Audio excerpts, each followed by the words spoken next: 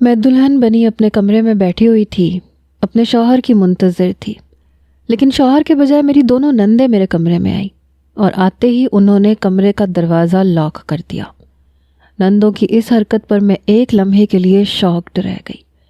اس سے پہلے کہ میں کچھ سمجھ پاتی، میری بڑی نند میرے نزدیک آ کے بیٹھی اور میرے گلے میں پہنے زیور پہ ہاتھ پھیرتے ہوئے غور سے میرے چہرے کو دیکھنے لگی۔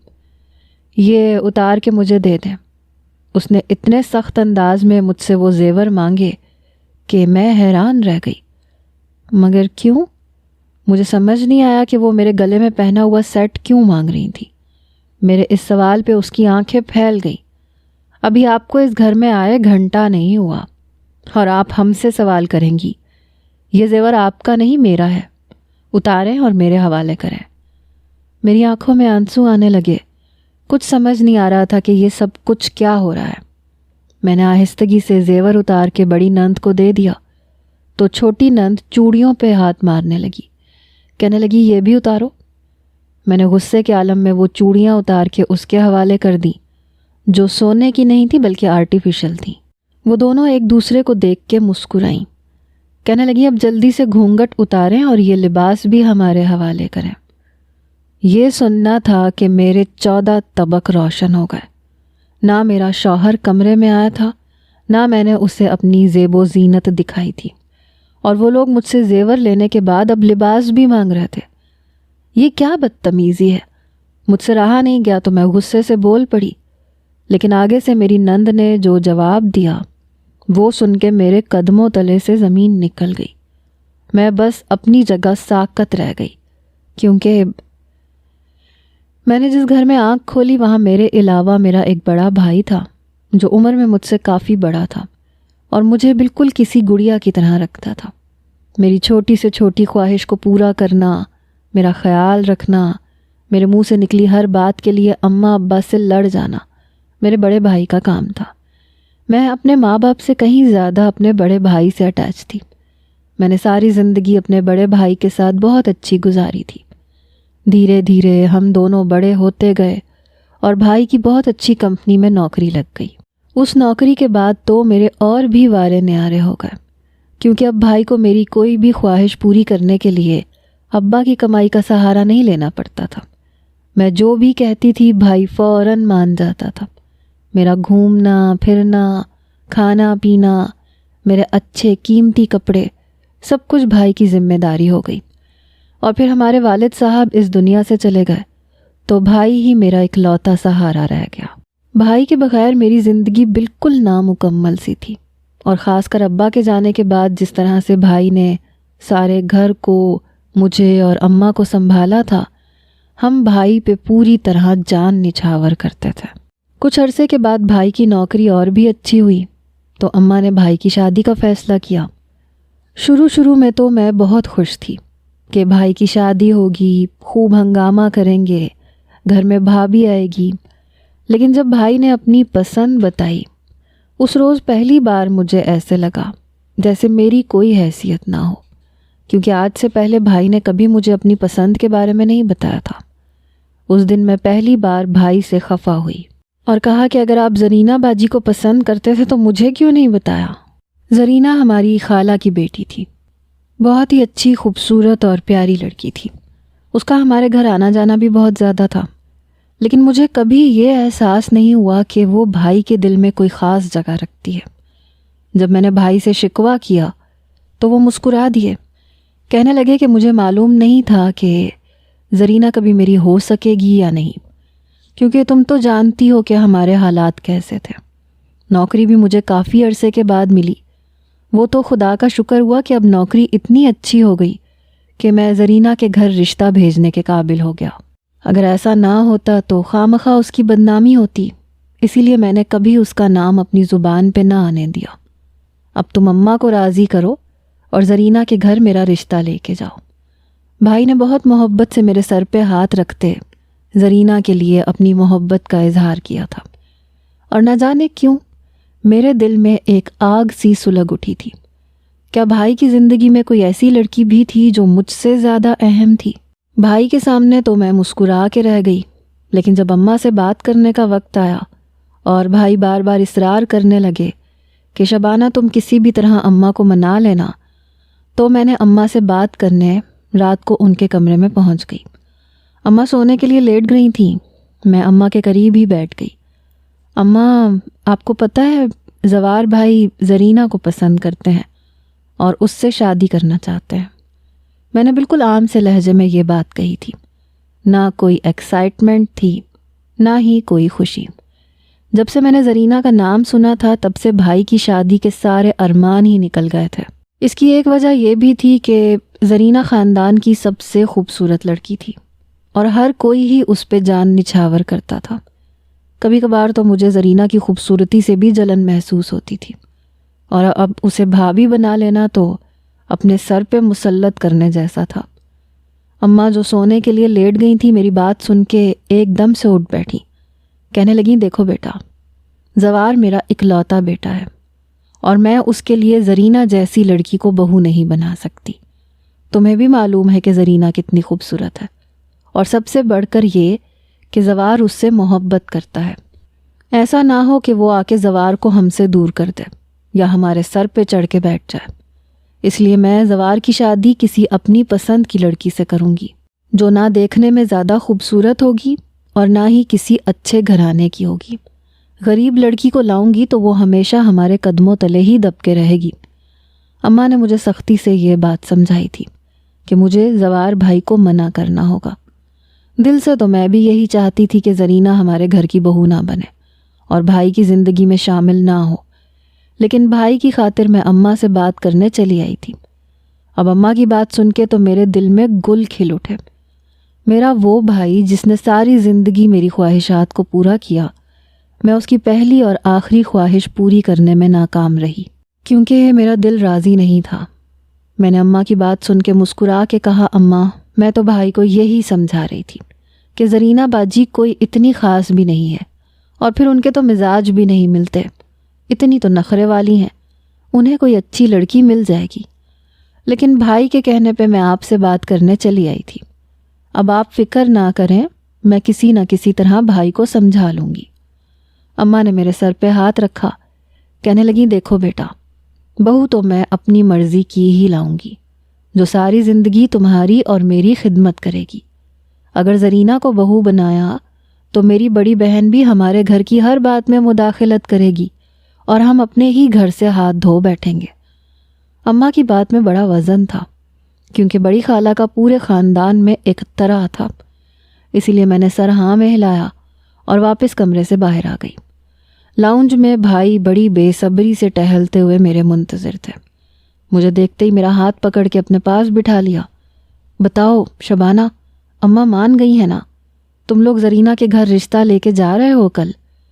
ان کی بےتابی دیکھ کر میں دل ہی دل میں ہنس پڑی اور پھر منہ پہ دکھ کے تاثرات لاتے ہوئے کہا، نہیں بھائی، اماں نہیں مانی۔ دراصل زرینہ باجی کی پہلے سے ہی کہیں رشتے کی بات چل رہی ہے۔ بڑی خالہ نے اماں کو یہ بات بتا رکھی ہے، شاید زرینہ باجی کو نہیں پتا، اس لیے انہوں نے آپ کو نہیں بتایا ہوگا۔ اور دوسری بات یہ ہے کہ وہ خاندان کی لڑکی نہیں لانا چاہتی، ورنہ بعد میں بہت فساد ہوتے ہیں۔ اماں نے آپ کے لیے اپنی دوست کی بیٹی کو پسند کر رکھا ہے۔ میری بات سن کے زوار بھائی کے چہرے کا رنگ ہی اتر گیا۔ وہ کہنے لگے، میں زرینہ کو پسند کرتا ہوں، اماں سے کہو کہ بڑی خالہ سے بات کریں۔ اب تو میری نوکری بھی اچھی ہے اور میں زرینہ کا بہت خیال بھی رکھوں گا، اگر تم کہو گی تو اماں مان جائیں گی۔ میں نے بھائی کا ہاتھ پکڑا اور کہا، بھائی آپ زرینہ کو نہیں جانتے۔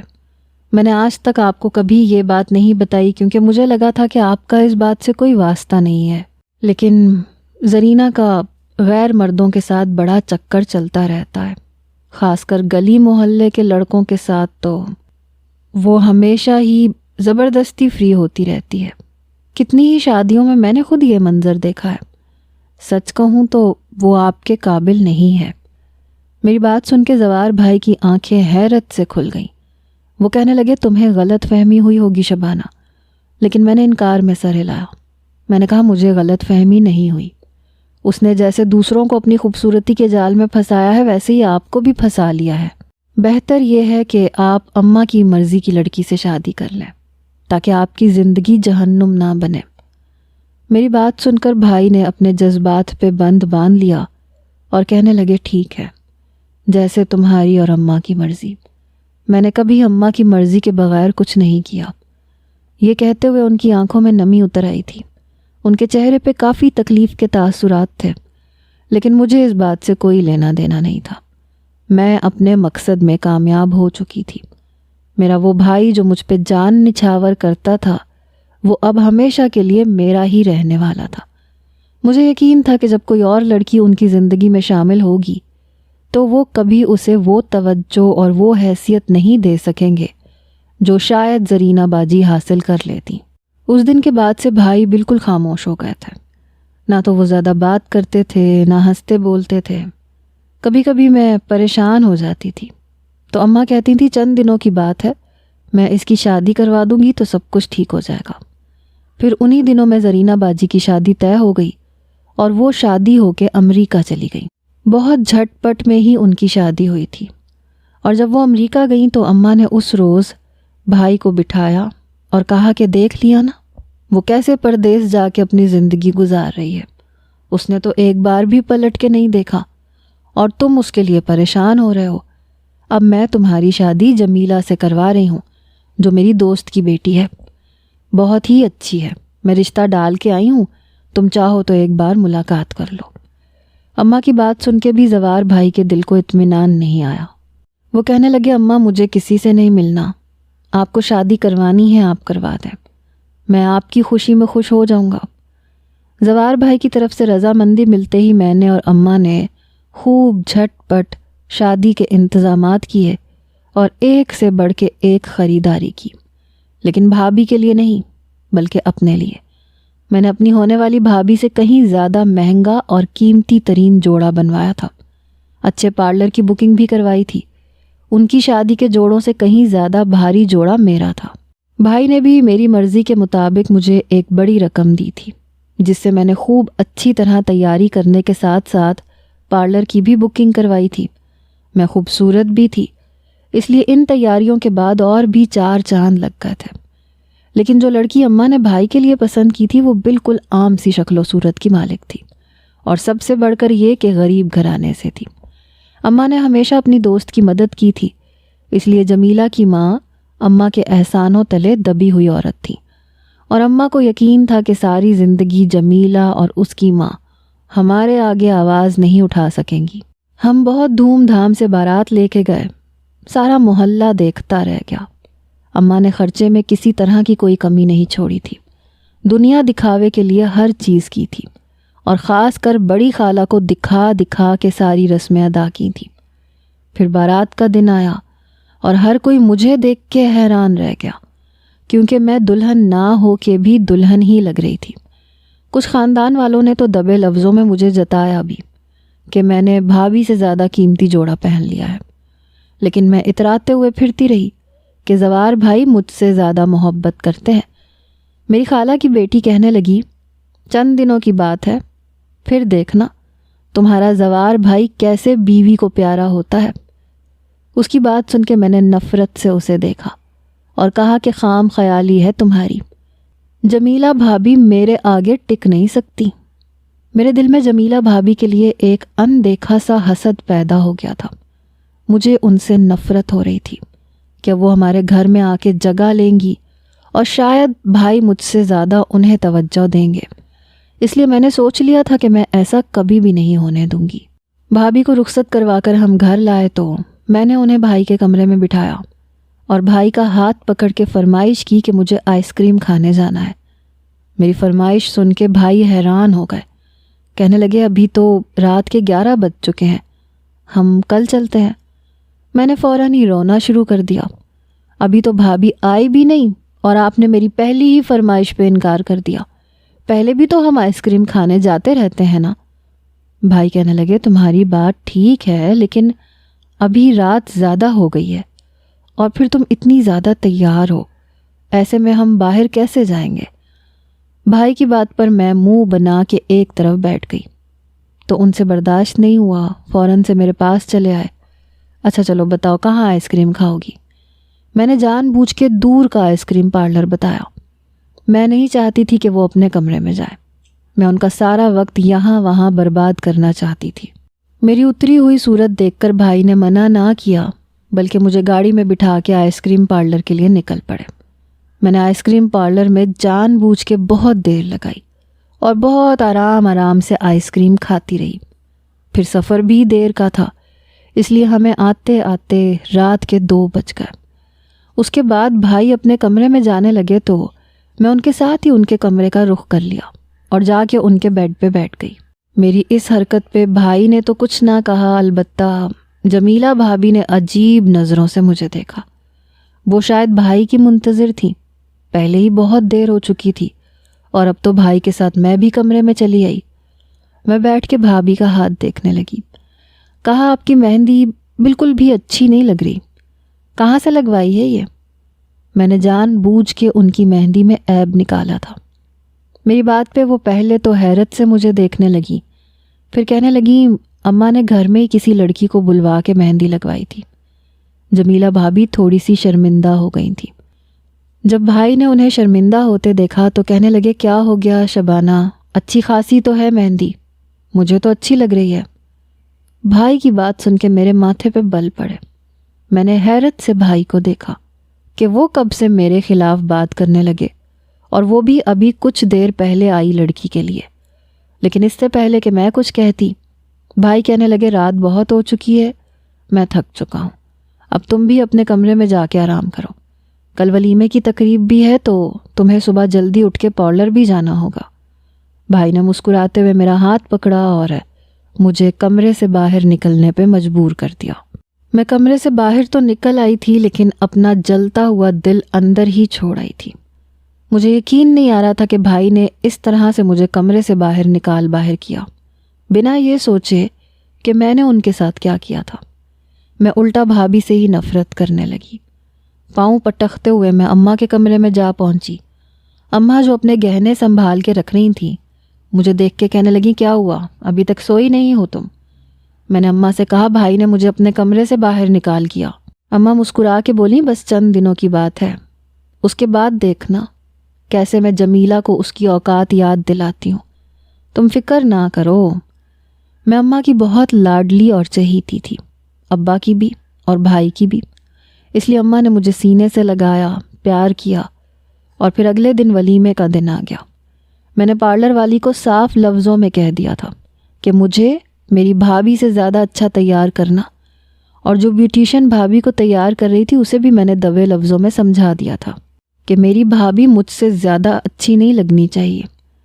لیکن بھابھی کا یہ سانولا دبتا ہوا رنگ نہ جانے ایسی کیا خاصیت رکھتا تھا کہ ذرا سا تیار ہونے پہ بھی وہ بہت خوبصورت لگتی تھی، جبکہ میں گوری ہونے کے باوجود بھی وہ کشش نہیں رکھتی تھی جو بھابھی کے چہرے پہ تھی۔ بیوٹیشین نے بھابھی سے زیادہ مجھے تیار کیا تھا، لیکن خوبصورتی اور نکھار ان کے چہرے پہ نظر آ رہا تھا۔ ان کی آنکھوں میں جو چمک تھی وہ مجھے جلا رہی تھی۔ پھر بھائی ہمیں پارلر لینے کے لیے آئے تو انہوں نے آگے والی سیٹ پہ بھابھی کو بٹھایا اور پیچھے کا دروازہ کھول کے مجھے بیٹھنے کا اشارہ کیا۔ میں نے غصے سے بھائی کی طرف دیکھا اور گاڑی میں بیٹھ گئی۔ بھائی نے بے ساختہ ہی بھابھی کی تعریف کی تو میرا دل اور بھی جل کے راکھ ہو گیا۔ میں نے فوراً سے بھائی کی بات کاٹی اور پوچھا، میں آپ کو اچھی نہیں لگ رہی یا پھر نظر ہی نہیں آ رہی؟ میرے انداز میں اتنی جلن تھی کہ بھائی چونک گئے، کہنے لگے، تم تو ہمیشہ سے ہی بہت پیاری ہو، ابھی بھی بہت خوبصورت لگ رہی ہو۔ مجھے ایسے لگا جیسا میرا دل رکھنے کے لیے میری تعریف کر رہے ہوں۔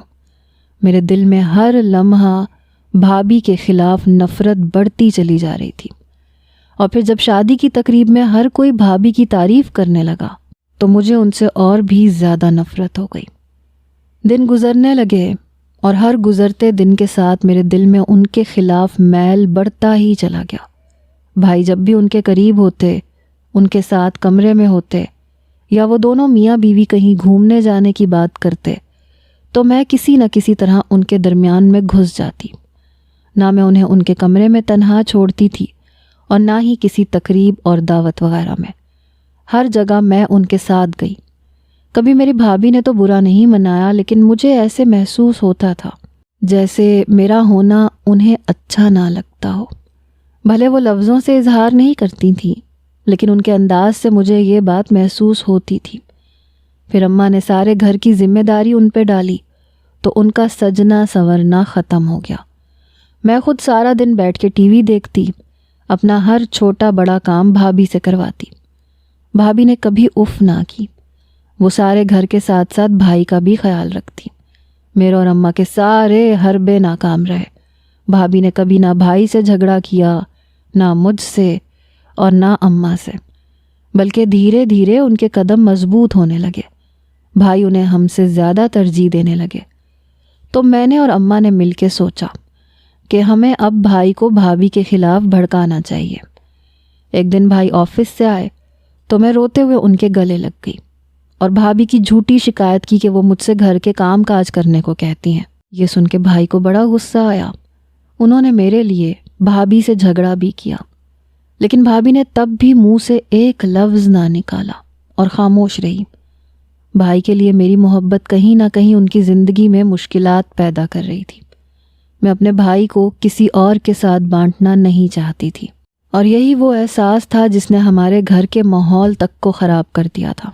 میں اب ہر چھوٹی بڑی بات پر بھابھی کو برا بھلا کہتی، بھائی سے ان کی سچی جھوٹی شکایتیں لگاتی، جس کی وجہ سے بھائی اکثر ان سے خفا بھی ہو جاتے، لیکن بھابھی نے پھر بھی کبھی میرے خلاف یا میرے بارے میں کوئی ایسی ویسی بات نہیں کی۔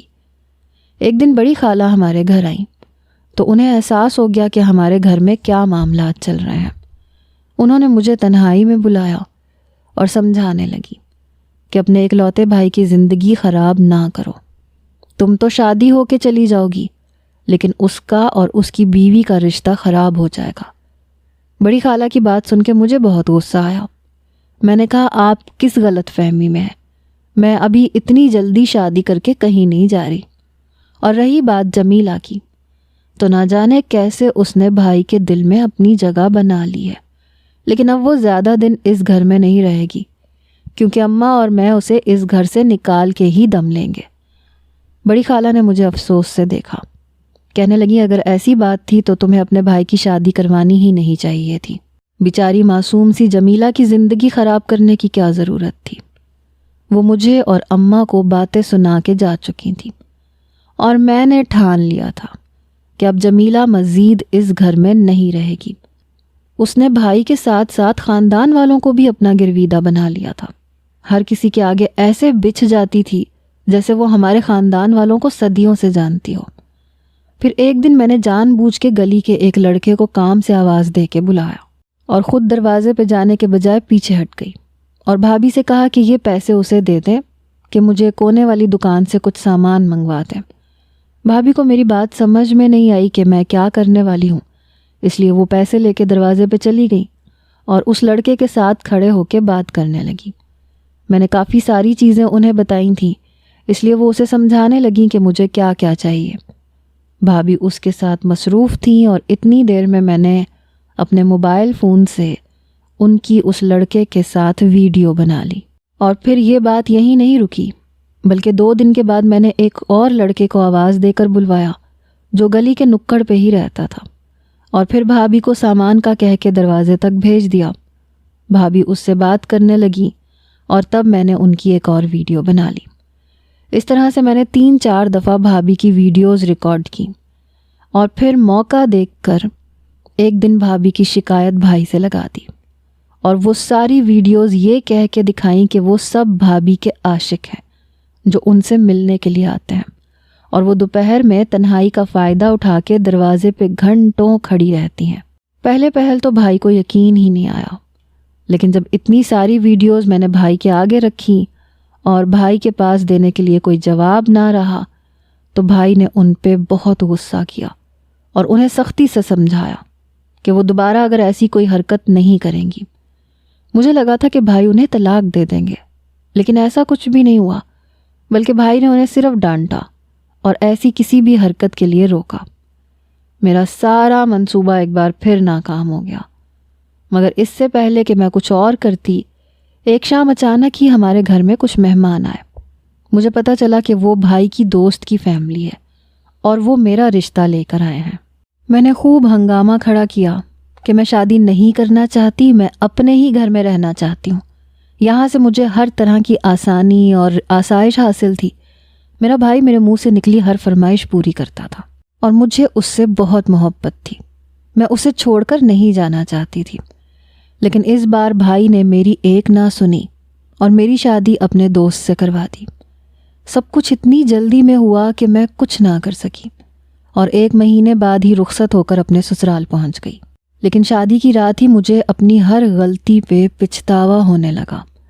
جب میرے شوہر سے پہلے میری دونوں نندیں میرے کمرے میں آئیں اور انہوں نے میرے ساتھ بالکل ویسا ہی سلوک کیا جیسا میں نے اپنی بھابھی کے ساتھ کیا تھا، بلکہ ان کا سلوک تو شاید اس سے بھی برا تھا۔ انہوں نے میرے میک اپ سے لے کے میری مہندی تک کو انتہائی برا کہا اور پھر میرے گلے میں پہنا ہوا زیور مجھ سے مانگ لیا۔ میری بڑی نند کا کہنا تھا کہ یہ زیور اس کا ہے جو صرف چند گھنٹوں کے لیے مجھے پہننے کے لیے چڑھایا گیا تھا، اور اب جب میں پہن چکی ہوں تو اس کا زیور اسے واپس کر دوں۔ یہ سن کے میں نے غصے اور شرمندگی کے عالم میں وہ سیٹ اتار کے اپنی بڑی نند کے حوالے کیا تو چھوٹی نند کہنے لگی کہ یہ چوڑیاں اس کی ہیں اور اس کے بھائی نے اسے دلائیں تھی، مجھے صرف شادی میں پہننے کے لیے ہی دی گئی تھی۔ میں نے غصے میں وہ امیٹیشن چوڑیاں بھی اتار کے اس کے حوالے کی، لیکن بات یہیں تک نہیں رکی تھی۔ وہ دونوں مجھ سے میرا جوڑا بھی مانگ رہی تھیں۔ ان کا کہنا تھا کہ انہوں نے یہ جوڑا رینٹ پہ لیا ہے۔ بھلا 2 گھنٹے کی شادی کے لیے لاکھوں روپے کون خرچ کرتا ہے؟ وہ اپنے بھائی کا پیسہ ضائع نہیں کرنا چاہتی تھیں، اس لیے انہوں نے کرائے پہ جوڑا حاصل کر کے مجھے پہننے کے لیے دیا تھا اور اب وہ جوڑا انہیں واپس کرنا تھا۔ یہ سن کے میرا دل خون کے آنسو رونے لگا تھا۔ میں نے اپنی شادی پہ کسی اور کی اترن پہنی تھی جو اپنے بھائی سے ہر موقع پہ فرمائش کر کے مہنگا ترین جوڑا بنوایا کرتی تھی، اپنی بھابھی کی نت نئی چیزوں پہ حق جتایا کرتی تھی۔ آج اپنی نندوں کے آگے بے وقت ہو کے رہ گئی تھی۔ میرا نہ صرف زیور میری نندوں کا تھا بلکہ جو جوڑا میں نے پہنا تھا وہ بھی کرائے کا تھا۔ نہ چاہتے ہوئے بھی میں نے شوہر کے کمرے میں آنے سے پہلے ہی لباس تبدیل کرتے وہ جوڑا بھی اپنی نندوں کے حوالے کیا اور وہ دونوں مسکراتی ہوئی کمرے سے باہر چلی گئیں۔ اس وقت مجھے احساس ہوا کہ میں نے بھابھی کے دل کو کتنی ٹھیس پہنچائی تھی، ان کے خوبصورت دن کو اپنی کڑوی باتوں سے کس قدر زہر کیا تھا۔ کچھ دیر کے بعد جب میرا شوہر کمرے میں آیا اور میں نے ناراضگی کا اظہار کیا کہ آپ نے نہ میرے لیے جوڑا خریدا نہ ہی زیور، سب کچھ ادھار کا تھا، تو وہ آہستگی سے مسکرائے، کہنے لگے کہ یہ سب کچھ میری ماں اور بہنوں کے ہاتھ میں تھا اور انہیں لگا کہ 2 گھنٹے کی تقریب کے لیے لاکھوں روپے ضائع کرنے کی ضرورت نہیں ہے، اس لیے انہوں نے سب کچھ اپنے حساب سے کیا۔ اگر میں کچھ کہتا تو غلط بات ہو جاتی۔ آج تک میں نے اپنی بہنوں کی ہر بات سنی ہے، اس لیے میں انہیں اس موقع پہ ناراض نہیں کرنا چاہتا تھا۔ زندگی رہی تو میں تمہیں ایسے 1000 جوڑے اور 1000 زیور بنا دوں گا۔ میرا شوہر مجھے دھیمے سے سمجھانے کی کوشش کر رہا تھا اور میں بس پھٹی پھٹی نگاہوں سے اسے دیکھ رہی تھی۔ ایسے لگ رہا تھا جیسے میری کہانی خود مجھے دہرا رہی ہو۔ میں بھی اپنے بھائی کو ایسی ہی باتوں میں پھنساتی تھی اور میری خاطر وہ بھابھی کی خواہش اور خوشیوں کو قربان کر دیا کرتے تھے۔ آج جب یہی سب کچھ میرے ساتھ ہوا تو میری برداشت سے باہر ہو گیا۔ پھر دھیرے دھیرے سب کچھ ویسے ہی ہونے لگا۔ میری نندیں مجھ سے بہت برا رویہ اختیار کرتی تھیں، میرے شوہر سے میری جھوٹی سچی شکایتیں لگاتی اور میری زندگی کو جہنم بنانے کی کوشش کرتی۔ میرا بھائی تو بہت اچھا تھا جس نے بھابھی کے ساتھ کبھی برا سلوک نہیں کیا تھا، لیکن میرے شوہر اپنی بہن کی باتوں میں آ کے میرے ساتھ برا سلوک اختیار کرتے تھے، مجھے برا بھلا کہتا تھا۔ وہ میرے بھائی کو تو بھابھی سے محبت تھی، اس لیے وہ کافی حد تک بھابھی کو سمجھتے تھے، مگر میرا شوہر کیونکہ میرے لیے انجان تھا اور میں اس کے لیے، اس لیے وہ مجھ سے زیادہ اپنی بہنوں پہ بھروسہ کر رہا تھا۔ اسے لگتا تھا کہ میں واقعی اس کی بہنوں کی دشمن ہوں، جبکہ اس کی بہنوں کے آگے میری ایک نہیں چلتی تھی۔ انہوں نے گھر کی ساری ذمہ داریاں میرے کندھوں پہ ڈال دی تھیں اور میری ساری چیزوں پہ ایسے حق جمایا جیسے وہ ان کی ہوں۔ میں اپنے حالات سے بہت زیادہ پریشان آ چکی تھی۔ ایک دوپہر میری دونوں نندیں میرے بستر پہ قبضہ کر کے سو گئی اور مجھے کمرے سے باہر بیٹھنا پڑا۔ اس بات پہ مجھے اتنا غصہ آیا کہ میں روتے ہوئے اپنے گھر پہنچ گئی اور میں نے بھائی کو ساری بات بتائی۔ انہوں نے خاموشی سے میری بات سنی، پھر کہنے لگے کہ میں خود کامران سے بات کروں گا، تم پریشان نہ ہو۔ ایسے کیسے وہ تمہیں پریشان کر سکتے ہیں؟ ابھی تمہارا بھائی زندہ ہے، میں خود کامران سے اچھی طرح نمٹ لوں گا۔ بھائی نے میرے سر پہ ہاتھ رکھتے ہوئے مجھے احساس دلایا کہ آج بھی وہ میرے لیے میرے باپ کے جیسے ہی تھے۔ بھابھی نے بھی مجھے سینے سے لگایا اور سمجھایا کہ چھوٹی چھوٹی باتوں کو دل سے نہیں لگاتے، کچھ وقت کی بات ہے، پھر سب کچھ ٹھیک ہو جائے گا۔ شروع میں ہر لڑکی کو ایڈجسٹ کرنا پڑتا ہے، لیکن پھر آہستہ آہستہ وہ اپنے گھر اور سسرال میں اپنی جگہ بنا ہی لیتی ہے۔ بھابھی کی بات سن کے میں انتہائی حیران ہوئی۔ مجھے تو لگا تھا کہ میرے آنسو دیکھ کے انہیں خوشی ہوگی، وہ مجھے برا بھلا کہیں گی اور یاد دلائیں گی کہ میں نے بھی ماضی میں ان کے ساتھ ایسے ہی کیا تھا۔ لیکن میری بھابھی نے یہ سب کچھ کرنے کے بجائے مجھے سینے سے لگا کے تسلی دی اور ساتھ ہی اپنے بڑے پن کا ثبوت بھی دیا۔ مجھے احساس ہو رہا تھا کہ میں نے ان کے ساتھ واقعی کتنا بڑا ظلم کیا تھا۔ ان کی شادی کے شروعات کے وہ خوبصورت دن جو ہر لڑکی خوابوں اور سپنوں سے سجاتی ہے، میں نے اپنی غلط حرکتوں سے برباد کیے تھے، اور صرف بھابھی کو ہی نہیں بلکہ اپنے رویوں سے شاید بھائی کو بھی تکلیف پہنچائی تھی۔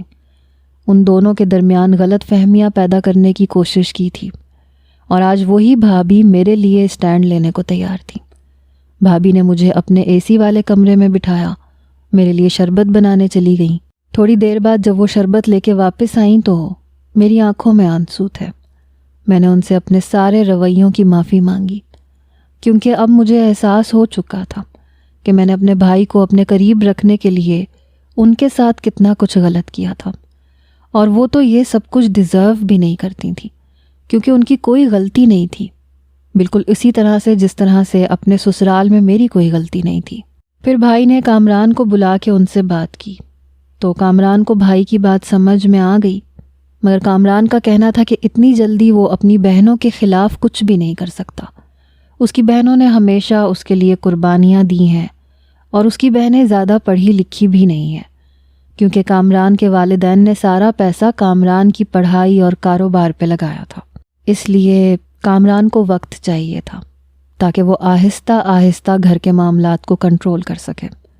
اس کی بات کو سمجھتے ہوئے بھائی نے مجھے اس کے ساتھ دوبارہ واپس بھجوا دیا تھا، اور اس دن کے بعد سے میری زندگی کچھ بہتر ہو گئی تھی، اور میری نندوں کی مداخلت بھی کچھ کم ہو گئی تھی۔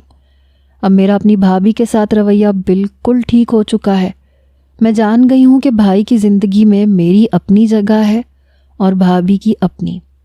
میرا گھر تو جنت بن گیا ہے، لیکن اب میرا سسرال میرے لیے تھوڑا سا پیچیدہ ہے۔ جب میری نندوں کی شادی ہو جائے گی تو میری زندگی میں بھی تھوڑا بہت سکون آ جائے گا، یا شاید وقت کے ساتھ ساتھ وہ بھی سمجھ جائیں کہ ان کے بھائی کی خوشی میری خوشی میں ہے۔ اگر میں خوش رہوں گی تو ہی ان کے بھائی کو خوش رکھ سکوں گی۔ مجھے لگتا ہے کہ ہم لوگ جو کچھ بھی کرتے ہیں ہمیں وہی حاصل ہوتا ہے۔ میں نے ہمیشہ اپنی بھابھی کو بھائی سے دور کرنے کی کوشش کی، شاید اسی لیے بدلے میں میرے ساتھ بھی یہی سب کچھ ہوا۔ ہر رشتے کی اپنی ایک الگ حیثیت اور اپنی ایک اہمیت ہوتی ہے۔ جب ہم رشتوں کی حیثیت اور اہمیت کو آپس میں ملانے جلانے کی کوشش کرتے ہیں تو گھریلو زندگی کا نظام ایسے ہی درہم برہم ہو جاتا ہے۔ اسی لیے صحیح وقت پہ سب کچھ سمجھنے اور صحیح فیصلہ لینے کی ضرورت ہے، جیسا میرے بھائی نے کیا۔ ایک مرد کو چاہیے کہ اپنی ماں بہنوں اور بیوی کے درمیان توازن کا رشتہ قائم رکھے تاکہ کسی کو بھی پریشانی نہ ہو۔ جب مرد یہ توازن قائم رکھنے میں ناکام ہو جاتا ہے تو گھر کی بنیادیں تک ہل جاتی ہیں اور وہ گھر پوری طرح سے زمین بوس ہو جاتا ہے۔